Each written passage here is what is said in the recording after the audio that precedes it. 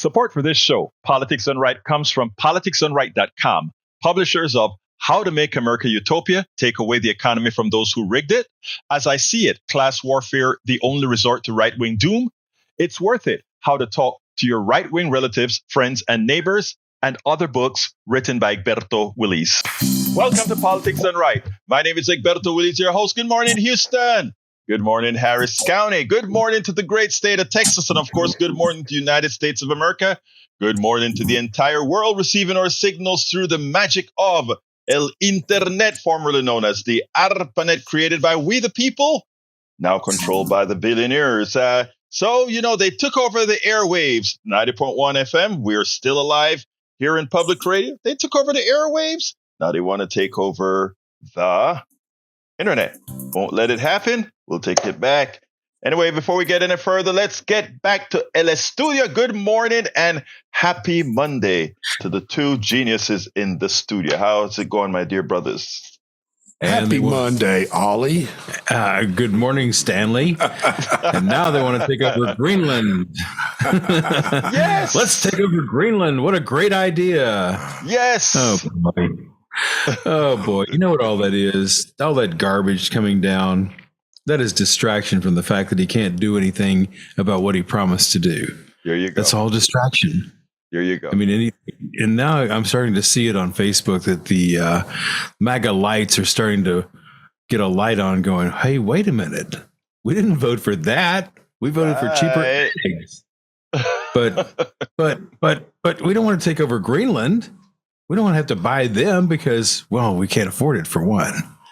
Two, it's like Canada's going, what are you guys doing down there? Are you crazy or what? On a sad note, though, I got to report that one of my colleagues and longtime radio personalities, Colonel St. James, has passed away this weekend. Known for Rock and Roll Army at KLOL, 93.7 The Arrow, KLDE, Oldies 94.5 at one particular time. The Colonel has passed, unfortunately, and that leaves a big void there in the talent pool of Houston radio. So rest easy, Colonel St. James. You will be missed. Jack, You got about half a page of wisdom there. Yeah, that's hard to follow. I know. And I knew Joe. His real name was Joe Sayer. Oh, right. And I knew Joe for ages. I mean, forever. I worked over at Kilt with him when Kilt FM was rock and roll. And then I worked with him at the Arrow when the Arrow was rock and roll.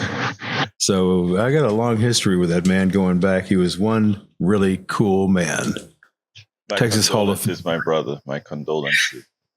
Texas Hall of Fame. Listening to yeah. All those channels. Everybody does. It's always sad when one of the stars go out. So much for that. And Jack, let's see what you got here on your wisdom page. All right. Good morning, Egberto. How are you? All right, my dear Jack, what's up? I'm going to speak to your first topic today. Have you ever noticed how when a disaster happens, the bureaucrats tend to flub up the response? Every time. This is no accident because a big disaster pays more than a small disaster. How long was the response delayed in the Katrina, New Orleans affair there? When the towers fell, Rudy Giuliani told everybody they could take off their masks. The air around ground zero was fine.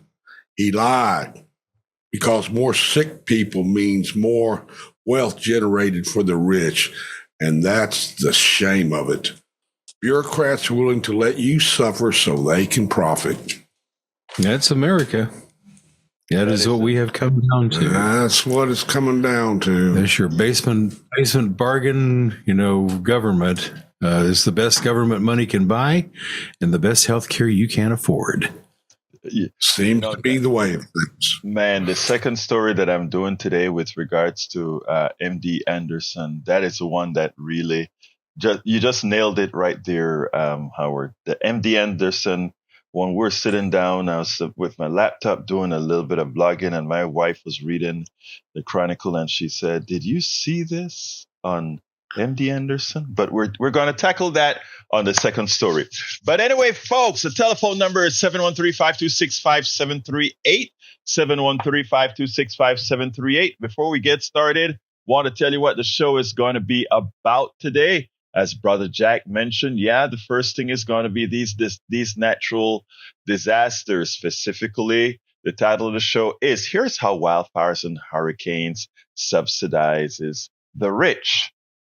I think that's a grammar error. I think it should be subsidize the rich, not subsidizes the rich. I'll fix that. MD Anderson illustrate failed healthcare. We pay for the California fires and all disasters as a form of subsidy to the rich. Why doesn't MD Anderson accept Affordable Care Act insurance plans? The answer, is it really complicated? I don't think it is. But before we get started, I did a little monologue on my 3 o'clock Friday show. And, after I did it, I cleaned it up to kind of reduce the size to play here on KPFT. And I think it's an important one. I want to start off there, and then we'll take it a little bit further when I return. So without further ado, here we go. I feel the pain of all of those who've been burnt out. I feel the pain that they are feeling because I know what it's like to lose quite a bit. I do. But I want folks to understand something. A lot of what's happening in the hurricanes in Florida, the inability to get insurance, a lot of what's happening in California, in Pacific Palisades, and these areas that are burnt out completely is the fault of politicians that we have elected, not over the last year, not over the last 10 years, but the consistency of electing neoliberal politicians, conservative politicians. And I need to explain that in detail. Even as I praise Carter for, let's say, deregulating the airlines in such a manner that airline tickets could fall, in that regards, that was a good thing. That the narrative of deregulation being a good thing, even if it's coming out of Carter, is the wrong narrative. It's the improper narrative. There are two things here. We constantly buy into the fallacy that somehow we think we are going to do well. So well that we don't want to tax those people that are doing extremely well, because that may be us. Well, let me tell you something for all of you to understand. It will never be you. You have to be invited into the club. I don't care what you invent. I don't care what you create. When we're talking about making the billions, you have to be invited into the club. We have a lot of influencers now that have become millionaires, again, because they get a whole lot of eyes and they start to get people looking at their eyes, etc. But guess what's the magic here? None of them own their platforms. And if any one of them get out of hand, their platforms can be removed immediately because they don't have agency. Why am I going there? Back to the fires. Many of those wealthy people in those wealthy zip codes, one of the reasons that you have a deprived fire department, one of the reasons that you can't build your water reservoirs, one of the reasons that you cannot invoke regulations that can stop these fires from burning homes unabated is because people don't want to pay higher taxes based on the kind of living that they want. And people don't want to have regulations that, increases the prices of the homes, etc., which would prevent these realities. Look, it is not hard to build a home resistant to embers, because let's do the science of these fires. The science of these fires are as follows. A fire gets started in a canyon or in a mountain. It gets very hot and it starts to burn everything around. As those embers, fire embers mean bits of charcoal that emanates out of this fire. The wind picks these up and it blows it across the fields, and it blows it on every single rooftop, every single crevice that is actually wood or fire burning or combustible. This is a science now. And all of these embers then create flammable areas that can burn. Now, here's the interesting thing, right? My home in Sabanitas, Colón, Panama, is not in a fire zone because we're in a place that rains a lot, but it's in a place where wood rots easily. So our machines, our homes, my home was built of concrete. Even when we had a fire in my sister's bedroom, we had in Panama, because my father worked for the Canal Zone, we had a home in the Canal Zone that was a substandard piece of crap home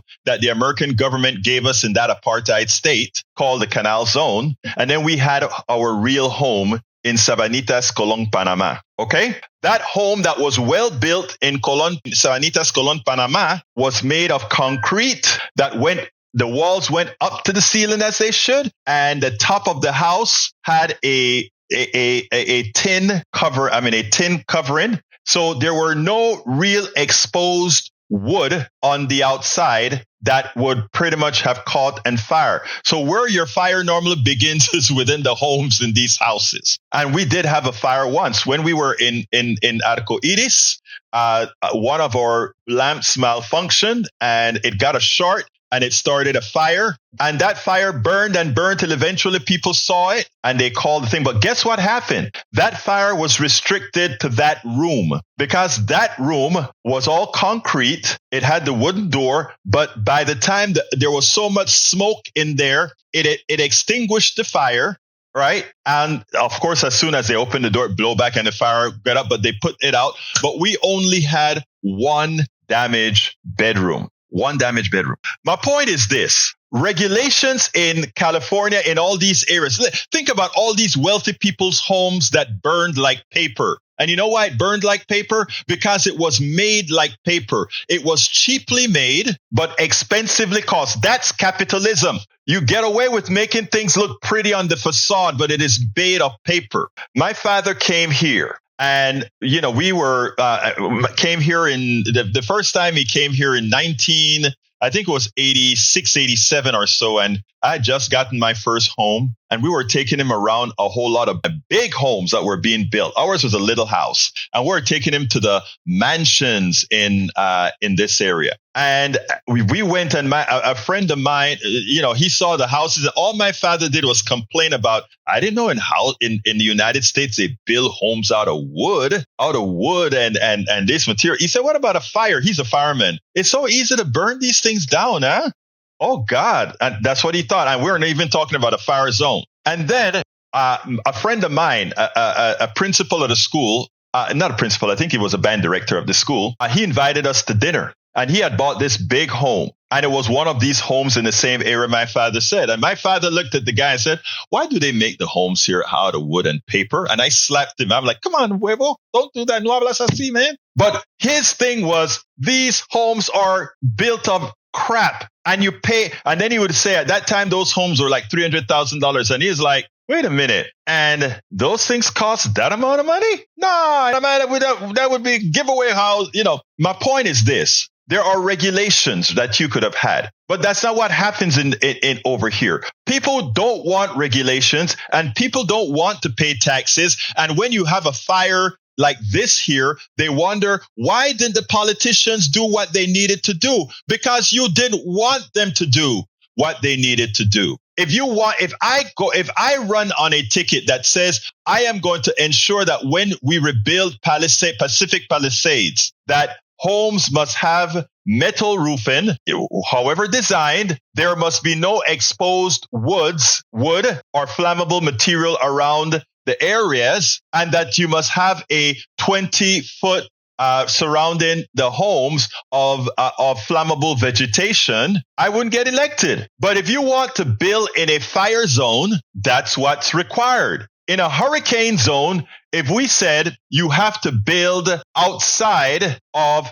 the floodplain, and if you're in the floodplain, you have to build up 2 feet above the last flood, and the building must be wind resistant to 140 miles, they're going to say, no, we don't want to do that. It's pay me now or pay me later. But let me tell you what actually happens. What actually happens, and the reason they don't want the regulations, because if people knew that having these regulations would make sure that instead of paying $5,000 a year for home insurance, you would only pay maybe $1,500 to $2,000 a year in home insurance, and that the accumulative savings in insurance would more than cover the increased cost of your home. That makes sense. But that's not what happens in America. The capitalist doesn't want that to happen. The capitalist wants to make sure that he can make that home seem cheap to you. The home is going to seem cheap to you. But guess what?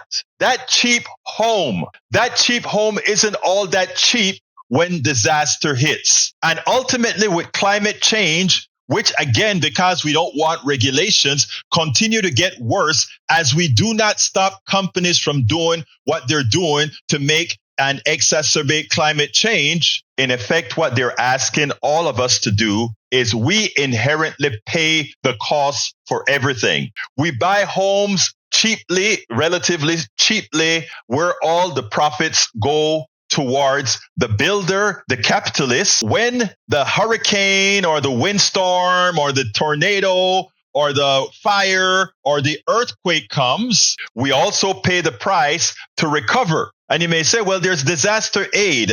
FEMA is going to give people a lot of money. That may be true. But guess who pays FEMA? We do. So ultimately, by not having regulations, by not having taxation, appropriately so, we are subsidizing the 1% through our taxes and through the monies we pay, because we don't have regulation, which allows them to build as they please. It's a vicious circle where the middle class and the poor pays for everything, and the tiny 1% that can do as they please get away with it. And we just let it happen. And we just let it happen. So I feel for my brothers and sisters that went through the big hurricanes this year. I feel for my brothers and sisters in Florida, my brothers and sisters in North Carolina, and now my brothers and sisters in California. But let me tell you, we are going to have to wise up. We are going to have to start learning math. We're going to have to realize that regulations may cause a home to increase in price. Regulations taxation may take some more money out of our pocket. But in the long term, it saves us money, because instead of paying that money consistently and constantly to the capitalist plutocrats that build and rebuild our home and that pollute our air, etc., the extra price that we pay in regulation, we will recover in the savings that we don't have to pay insurance company, the savings where we don't have to rebuild. And you know who hates that? The capitalist. Because their goal isn't to save you money or get you a good deal or make something out of you. You are a cog. You are a widget. So when they talk about we don't want taxation, that's not for you. They want to keep everything. When they talk about we don't want regulation, that's not for you. That is so that they can flip. And that is something that we ought to understand, that we ought to learn. I mean, we have been so indoctrinated decade after decade with fallacies after fallacies. One of the reasons critical thinking is on the attack. One of the reasons why book burning is on the attack. One of the reasons why they don't want all these different features and notes, etc., is because a smart citizen does not allow them to be taken advantage of as we are right now. Anyway, welcome to Politics Done Right. Joe from LA. I can see if you're on the chat this morning, sister, that means that you're still sending. Joe is in California, and she's actually sent a video showing how close the fire was to her. Billy Allison Irwin from, I think, Summerwood, Summerwood here in the Houston area. Welcome to Politics Done Right. And I think we have Brother Johnny on the line. First call of the morning. Come on in, Senor Johnny. How are you doing this morning, sir?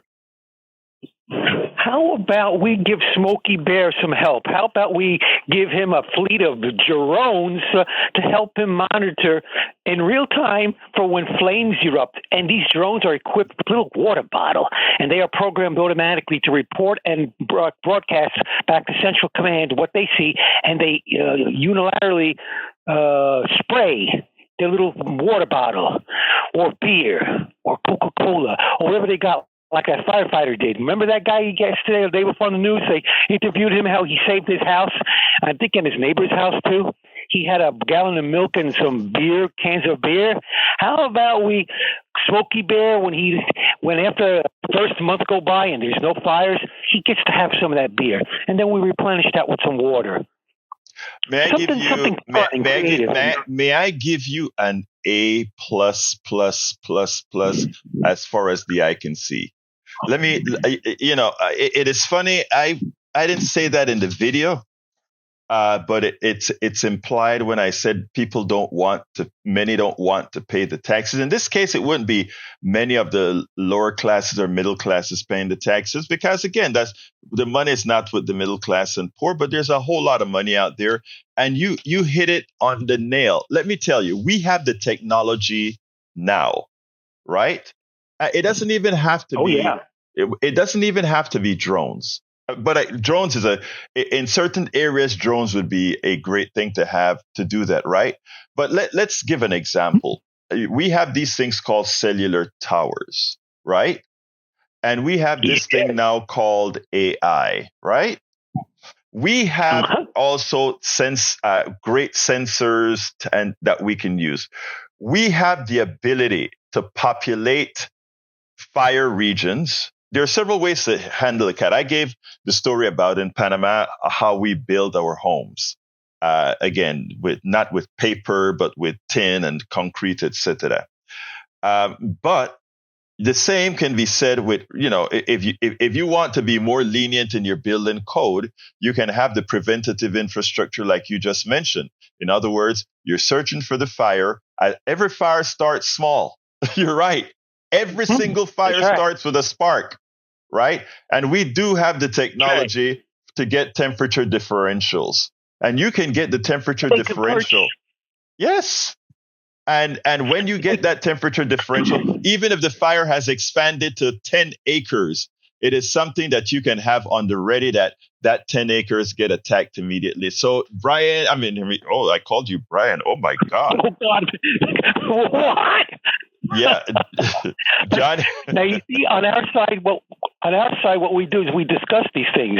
So in the course of a discussion, in less than 2-3 minutes, we said, "Oh, Smokey Bear can get drone technology, and when your contribution is cell towers." So my suggestion is we take those drones and we program them, design them to perch like birds on cell phone towers that's equipped with charging stations, and maybe some a water hose on a tank that they fill up after they dump their load, so to speak, and they go back to the cell phone tower, get a charge, get a drink, and then they get commands from another master drone who's saying, "Okay, drone A, come over here and squirt your load over there."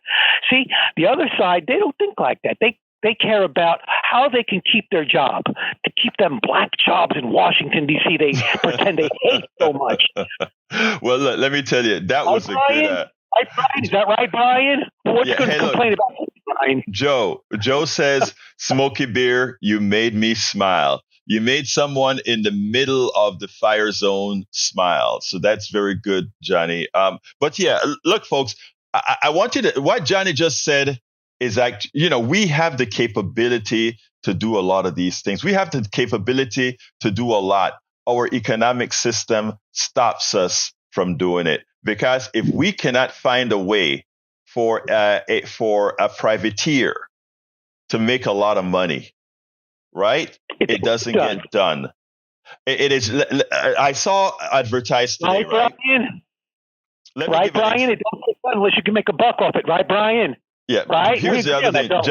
Okay. Have a good day, guys. Bye-bye. Have a good one, Johnny. Let me just add to some of that. I woke up this morning reading an article where Governor Abbott is in talks with the Houston Mayor Whitmire about selling Houston water to the state so that the state can sell Houston water to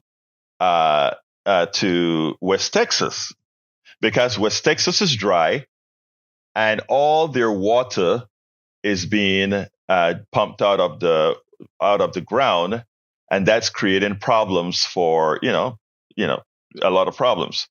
But it's even deeper than that. West Texas has other issues.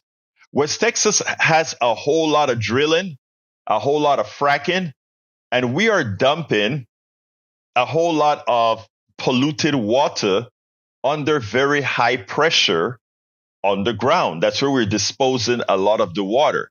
And the way a lot of people see it is out of sight, out of mind. We don't see it. But a lot of that water is pumping back to the surface. It's some of it is radioactive. Some of it has a whole lot of pollutants. It's killing cattle, all these things. And by the way, these are the people who vote for the guys who make the regulations that allow them to pollute the water that they need for their plants and their cows. Soon that'll be history, right? So I'm reading this article and I'm saying, wow, Texas, the deal that Whitmire, so I'm not going to say, oh, because it's Abbott, a terrible governor who wants it, we should look at the idea. I look at it and I'm like, oh, that's what I'm talking about. We need to share resources. If we have an overabundance of water in one part of Texas, there should be no problem in us building canals and infrastructure to ensure that West Texas has good water. I love the idea. I would tell Abbott yes in a minute, as long as we make sure that all areas are taken care of during all of their needs. So if Houston has an overabundance of water and West Texas doesn't, let's pass the water on to West Texas. All right. And again, we can do a lot of that. If Iowa has floods, let's pump that water to Vegas. I am for these big infrastructure projects that makes life better for us all. But you know who is not going to be in favor of that? I'm sitting down thinking, why is Abbott going to support that? That's a big infrastructure project. That's going to take tax dollars. Mayor Whitmire is asking for infrastructure dollars to transfer that water, which is the right thing to do. But why would Abbott take on something like that? Then two things came to mind. One, to make a dollar, to bring in some corporation that's going to probably drill the canals and all of that, instead of employing a whole lot of Texans to build this under the auspices of the state. They're going to donate that to let some rich cat make some more money. And the second item is to not get stringent on the regulations in West Texas for oil drilling and fracking, because we pollute the groundwater. Well, stuff happens, but we can always transmit the clean surface water from Houston and all other places that have water in Texas. Just shift that clean surface water to West Texas. So I kept on thinking, that is what these guys are doing, because, there's nothing good that comes out of these guys unless a dollar is made or they save their peons a dollar. Anyway, folks, telephone number 713-526-5738. All lines are open. 713-526-5738. Your thoughts on, before I move on to the other subject, your thoughts on what we discussed about the wildfires, hurricanes, tornadoes. And what do you think about Abbott asking Whitmire for water, for Houston's water? And if you're in Houston, you have a problem with sharing your water? I don't.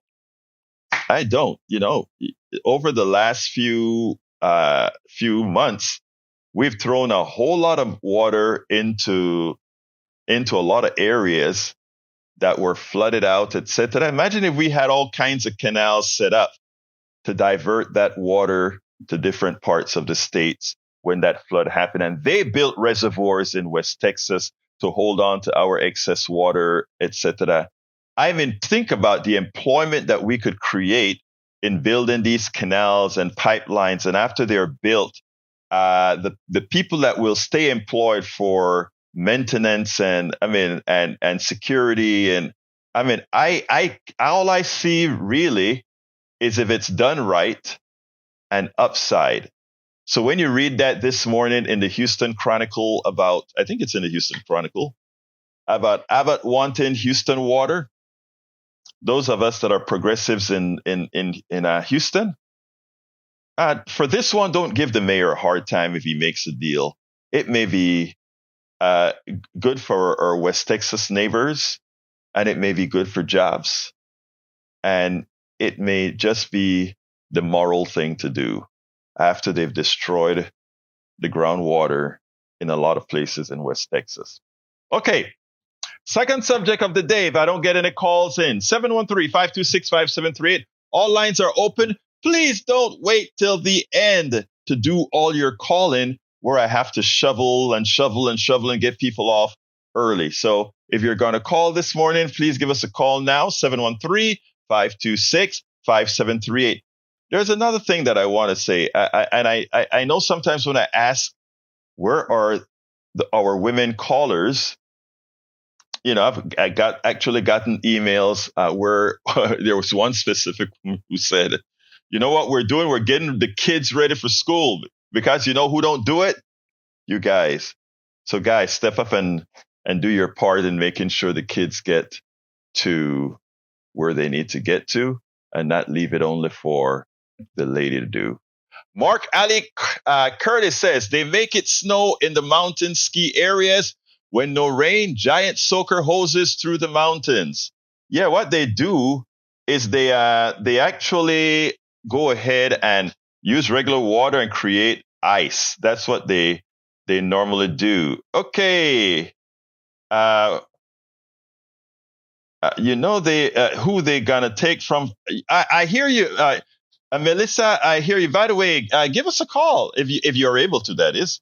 Let me just say that Melissa brings up a very important point. Usually when we're taking natural resources for a particular area, the communities of color have a tendency to suffer first. And that is very true. But you know what I think?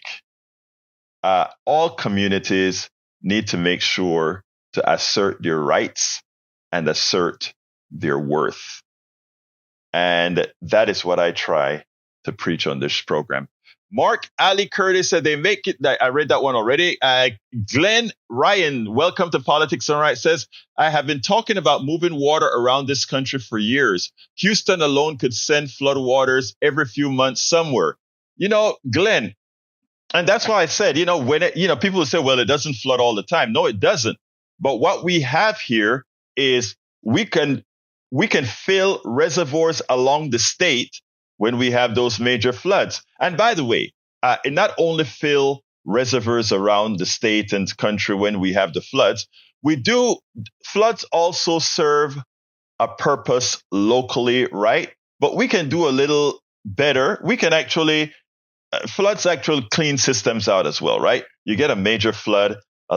Let's say if you look here in Houston, Buffalo Bayou expands like no other and throw all that water into the ship channel. White Oak Bayou and all these bayous throw that water into the ship channel. As you know, the ship channel has a lot of muck in it. When those flood occurs, a lot of that muck get driven right out into the Gulf of Mexico and spreads out, dilutes itself so much that it becomes not inconsequential, but relatively inconsequential. So, yes, we can send our flood waters, make some of it pass through the ship channel, do its cleaning, and also send it to West Texas and many other places. That was a great thought, Glenn Ryan. All right, I see a call is coming in. So before I get started with the wildfire, hurricane subsidy, the MD Anderson thing, I'm going to wait a bit. 713-526-5738, extension number 2 to talk on air, extension number 1 to contribute. And don't forget to contribute even though we're not currently in fund drive. Remember which administration is coming into power. And remember, they intend to clean our clocks when it comes to anything for public radio, etc. All right, come on in. Patrick, talk to me. Hey, good morning. How are you? Good morning, my brother. How are you doing this morning? Happy Monday. Doing fine. Thank you. Hope you had a good weekend. Yes, I did. I worked, but it was good. Good. So you're always working. El Paso is on the list of the top 10 cities to run out of water this century in the United States. Denver's another one. We certainly should be making wise decisions with our resources, and if somebody has overabundance of something, we definitely should share it or make some sort of deal over it. I don't think we should profit off of water, so I don't think that we should be making money off of them. But that's up for discussion. There's quite a few things that area could do differently. They still flood fields, I believe, for growing textiles. So they could change that. Everybody could make some changes. But one of the biggest things I would say that we should probably be asking questions about is the way we handle our flood waters. You're talking about doing something good with it. What we do currently is we have that drain out into the oceans. Once fresh water drains into the ocean, it's gone forever. The rate of evaporation on an ocean, because it's so deep and there's so little surface area, is negligible. So if we send water down a bayou into the Gulf, it is gone forever, and fresh water is considered a finite resource because of how fast we use it. We use it faster than it's produced. So not only do we need to think about moving water around to people that need it, but we need to start considering it as a top resource, because it is. It is possible to live without oil. It is not possible to live without water, and water is considered the second oil. And so I just wanted to bring people's attention to that. Maybe we should start asking ourselves some questions about it. I think that's an excellent statement. There are a lot of things that we could do better. The way they harvest cranberries, all of that. The way they grow certain. Yeah, you're absolutely right about that. And again, by the way, I want to give you some kudos about talking about water not being something for sale. I agree with you. What Mayor Whitmire, I think, is doing is bargaining not for sale as far as money is concerned, but to ensure that the state gives Houston the infrastructure money that it needs to, kind of rebuild our infrastructure here in Houston. We should get that automatically, but at least we're working on it. Exactly right. But anything else, Patrick, before I jump to Jim? No, sir. That's it. Have a great day. Thank you, brother. Have a great one. See you at 3. Jim, come on in. Hey, good morning, Egberto. How are you doing? Oh, I'm doing fine, my brother. Happy Monday. How can I help you, my dear friend? Well, I wanted to talk about Johnny's idea about like drones and things like that. And I'm not entirely sure if it could work that way, I get what he's trying to say, but I'm not sure if it really is a good idea. Drones aren't really durable and things like that. They could easily break or get lost in the fire or get damaged in the fire and things like that. So, I'm not entirely sure they would be optimal yet, or if we really have the technology to make it happen. You know what I'm saying? I just like to hear your thoughts on that, I hear you, but let me just tell you from knowing the material that the technology is there. And actually, it's not only it's there, but the technology has been there. The limiting factor is investment. In other words, let me give an example. I probably am going to get me a drone that costs, I guess it's probably $49 or so. I think it's $49 with a camera that I can look at my roof and I can do all the things with. And it's cheaply made, but it's sufficient and durable. We have the ability right now, the way we build things and the way and I would imagine you would say that as well, my friend, is that we build things with a lifespan. I forgot there's a term that's used. Purposefully, we build things with a lifespan because we want people to buy and buy and buy again. But we also have the ability to manufacture things durably. And we can manufacture drones durably if we want to. That won't require us to keep crashing it and rebuilding. Will some of them crash? Will some of them malfunction? Yes, they will. But in the aggregate, and I think if you notice, I gave an addendum to what Johnny was speaking about. The drone, a combination of drone and other kinds of towers and sensors on the ground. It has to be a complete planning session, not just drones, but it has to be a combination of drones. Planned obsolescence. Thank you very much, Howard. You see, I tell you about the geniuses in the studio. Did I tell you about the geniuses in the studio? Planned obsolescence. Thank you. That was the word. Planned obsolescence means things can last long. You have a lot of products in your home that could have been built to last forever, but they don't want it to be that way because they want you to purchase and purchase and purchase again. But we could do that, Brother Jim. And I hope that in the long run, that is what we do. And again, let me just qualify, not just drones, sensors within the areas. In remote areas, we probably want to have sensors, all these different technologies put together so that whenever we have hot spots, and by the way, while the temperature of the desert may be, 130 or 140 degrees in the hottest spot, as soon as you get a fire, it is hundreds of degrees. That delta is something that is easily picked up by sensors. And that's what we're saying. Anything else, Jim, before we jump? Okay. Well, do you really think the people in charge in California, the politicians there, do you really think they want to invest in that? No, they don't. Absolutely no. Wait, let me back up. Let me back up. If the millionaires and billionaires were willing, if they knew they were willing to pay the taxes required to do those things, the politicians would do it. Let me first say, politicians are empty vessels to be filled. Remember that. Politicians are empty vessels to be filled. Right now, those empty vessels are filled mostly by the demands of the wealthy, the demands of the lobbyists, which are controlled by the wealthy. What I'm trying to do, and then many of us, thousands of us that are activists, we're trying to force that empty vessel with what's best for us, the 99% of us, than what's best for 1% of America. See what I'm talking about? Oh, Egberto, I want to say is aren't politicians usually rich though? They have a lot of money. Why can't they fill the void?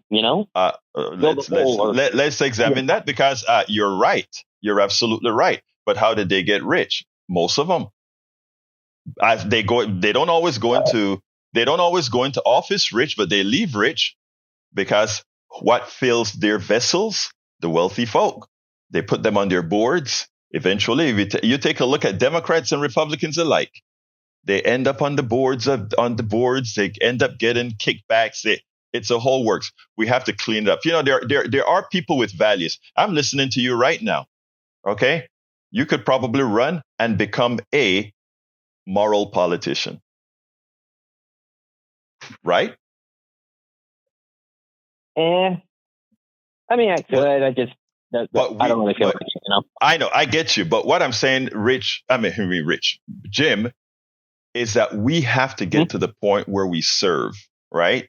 And a lot of us, I don't want to do any back patting or anything like that, okay? But I had a software company doing well, all of that. And after my political website started to do well, I said, you know what? This is where I really want to be, not in the business arena.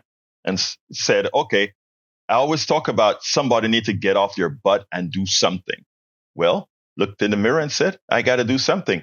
We complain a lot. All of us do, rightfully so. What we have to do a bit more as well is serve. And all of us, many of us who complain, not all of us who complain have the ability to serve, but a lot of us who complain have the ability to serve. And this isn't to you specifically, Jim, but those who have the ability to serve and serve really the interests of the people and not the plutocracy, go out there and serve. You'll have a voice here supporting you. Anything else, Jim, before I jump to Brian? Nah, no, I'm good, man. Well, thank you for the conversation, and I hope you have a good day. You too, sir. Thank you so kindly for the call. Let's go to Brian. And folks, the phone lines are still open to 713-526-5738, 713-526-5738. Let's go to El Senor Brian. Yes, good morning, everyone. Everyone doing well? Yes, we're doing well. How's your morning, Brian? Yeah. Did you read the indictment on Donald Trump and his so-called hush money? Long time ago, but I don't have any interest in it, really. Yeah. And was the charges pretty much just dropped? No. No, they were just pretty much dropped. He almost no-billed him. For those of you that... Okay, let's stop that. Again, the charges, what I said, I interrupt you when you come on air and lie. The charges were not dropped. He was no-billed because he's the president of the United States. And as such, he was given no jail term. He was given no fine. They just needed to make sure and record a sentence to complete the cycle of a conviction. In other words, he got the good old boy treatment where anybody else in his shoe would have been locked up. He wasn't. Now you can continue. Okay. The judge in the case actually said his position as president has nothing to do with the ruling.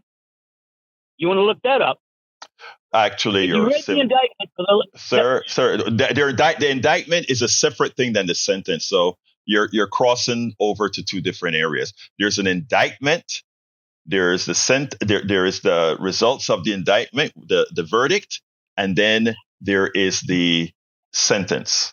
Okay, there are three different sections, if you will, and the sentence. Okay. And hold on, and the judge specifically said because he was elected president, why this is the way the case was resolved. Nothing to do with it. His position as president had nothing to do with the ruling. Did you read the indictment? Can I finish before you cut me off again? But what are we talking about? We are talking about either indictment, sir, or we are talking about sentence. They're two different things. Okay, can I finish before you cut me off? Would you just do me that favor? I am trying to figure, sir, what you're talking about. You said I told you I read the indictment months ago, but you're calling in about you claiming he was no billed in the sentence, and I said no, he wasn't. Continue. Thank you. For those that did not read the indictment, it was a misdemeanor in the state of New York that had the statutes of limitations has expired. They took one payment and doubled it to make it a felony. He was charged with producing an invoice, for paying an invoice, and receiving an invoice 36 times because he moved it out into three different payments. Okay, he was Brian, charged 36 times. I don't want to waste the time of this show with Donald Trump and that issue because Donald Trump is a crook, a thief, someone who assaults women. I am not going to take up my airtime with somebody who got a break and somebody that got elected with a record like that. No other human being, no woman, no person of color, nobody like that would have ever been elected in this country with such a deviant person that he is. Okay? Thank you very much, Brian. Call with a subject worth speaking about the next time, my dear brother. That benefits all of us because try for somebody like you to defend Donald Trump, somebody Donald Trump cares nothing about. Really concerns me. Thank you, Brian. You have a wonderful rest of your day. On the chat, we have Gavin. Let's see. Eric says Gavin Newsom cut a hunt again. I'm not going to bother with Eric Hayes either because Eric Hayes is also throwing out right-wing propaganda that has nothing to do with the reasons the fire is what it is. Let's see what else we got here. Joe says, my heart says Rosarito. My brain says Houston. Each has reservations. And does the fact that relatives in Houston are legal Mexican immigrants play into the decision? This is not solid ground feeling. Don't know, my dear. Don't know, my dear. Anyway, folks, I want to touch on this subject real quickly. MD Anderson. Here's the deal. And this is what I call, this is where our system is. The Houston Chronicle had an article titled, why doesn't MD Anderson accept Affordable Care Act insurance plan? The answer is complicated. And to which I said, the answer is not complicated. But here's what the article says. MD Anderson is one of the best cancer centers in the nation, offering cutting-edge treatments that attract patients from around the world. But that treatment is likely out of reach for millions of people covered by health insurance plans through the Affordable Care Act. So as people always say, yes, America has the best healthcare in the world if you can pay for it.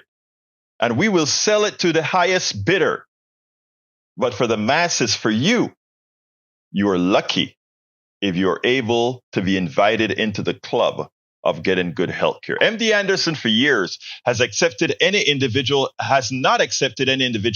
health plans offered from the Affordable Care Act marketplace, meaning most patients who are not covered through their employer and those who don't qualify for Medicare and Medicaid likely would have to pay out of pocket for costless cancer treatments there.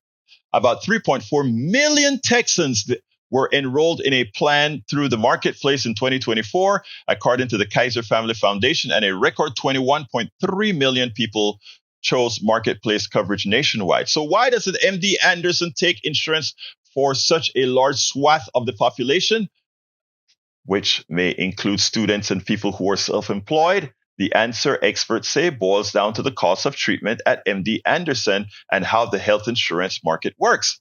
There's two things going on, said Sabrina Carleta, founder and co-director of the Center on Health Insurance Reforms at Georgetown University McCourt School of Public Policy. One, she said, has to do with the aggressive competition among insurers to offer low monthly payments in the marketplace, which has originally developed to fill coverage gaps with more affordable options. The second, one of the few ways to do that is to cut high price providers like MD Anderson. Look, MD Anderson and every single one of these healthcare people are somehow, in some manner, subsidized by all of us. By all of us. Don't let them fool you with, oh, we are, they're subsidized. But when it comes to who gets care, we have a two-tier system. Yeah, it'll give you a little bit of insurance, but hey, you can't get the real kind of coverage for your cancer. The rich man cancer can, we'll cure that. But you don't matter. I'm not going to finish the article because I don't have the time right now. But I want you to read it. It's in the link at politicsdoneright.com/newsletter.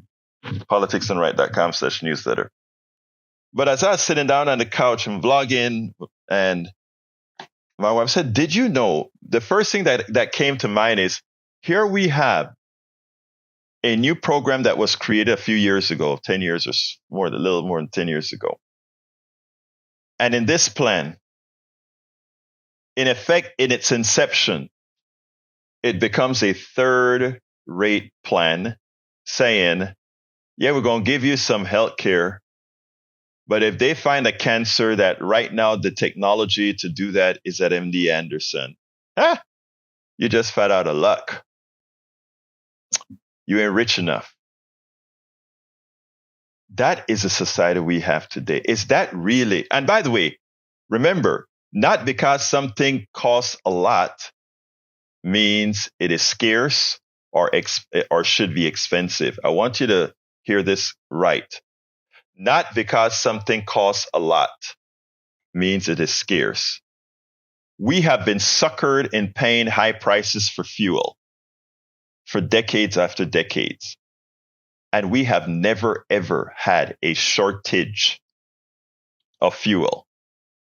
The evil thing that happened right after the pandemic, remember there's a glut of oil after the pandemic. And as soon as we came on board, the economy came back. Do you know what the oil men in Texas did? They told Saudi Arabia and these other companies to cut back supply so that they could raise prices. Not because something is expensive mean it is scarce or not available. We have an economic system. We have an economic system whose sole purpose is to take every available dollar you have. Every available dollar you have, not because things are expensive or scarce, but because they can. But you have to know that and not fall for the okie doke and not fall for the things that allow them to continue screwing you, which we do. With all this right, left, and this, with folks like Brian calling in, trying to defend a thug like Donald Trump, or the thugs that take your money away, or the thugs that call themselves corporate executives. We have to assert our worth and our work. Let's go to the studio. Very interesting show. Now, Brian, there is no defense for Donald Trump. And that's just all there is. Jack, what you got, man? Nada. Jack says he doesn't have anything, so go ahead and take it home, Egberto. Thank you, my brothers. Look, thank you, Jack. Thank you, Howard. You guys are wonderful. Thank you, the audience. You guys are wonderful. Love you all. Remember, the rest of the show is at politicsdoneright.com/newsletter. politicsdoneright.com/newsletter. If you have an email you want to send directly to me, send it to kpft@politicsdoneright.com. kpft@politicsdoneright.com. My name is Egberto Willies. This is Politics Done Right, and you guys know how I end this baby. I am what? Out. Support for this show, Politics Done Right, comes from politicsdoneright.com, publishers of How to Make America Utopia, Take Away the Economy from Those Who Rigged It. As I See It, Class Warfare, The Only Resort to Right-Wing Doom. It's Worth It, How to Talk to Your Right-Wing Relatives, Friends, and Neighbors, and other books written by Egberto Willies.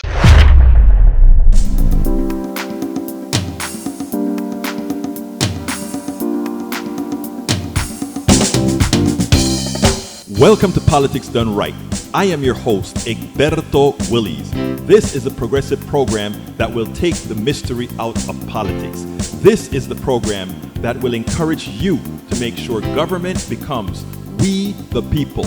Whether you are liberal, progressive, conservative, or